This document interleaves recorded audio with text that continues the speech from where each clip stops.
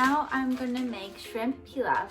Super easy. You don't have to use a knife or cutting board. Today I'm gonna make pilaf. Okay, so first you put frozen shrimp in. This is frozen, sweetie. Your pan. And then I'm also gonna use about half a cup of frozen corn. And these are all frozen. I haven't thawed them yet. And then half a cup of frozen edamame. Okay. I'm gonna put some oil in. About 1 tablespoon. And some butter in. Again, about 1 tablespoon of butter in. And about half a tablespoon of consomme or chicken broth. I'm not sure I have enough.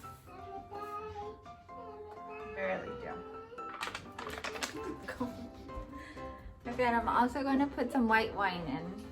About 1 tablespoon. Then some garlic powder.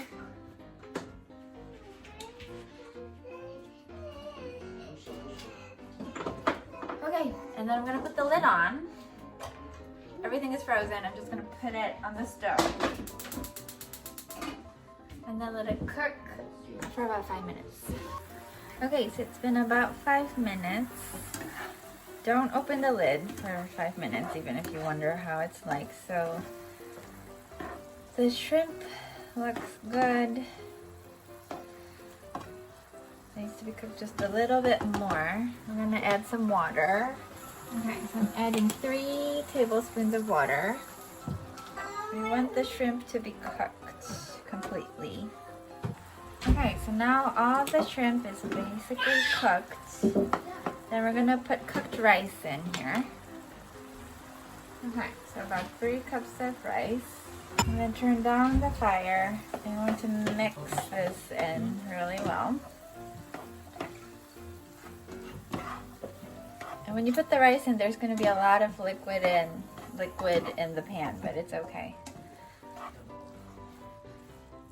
Okay, and then we're going to put some salt and pepper in.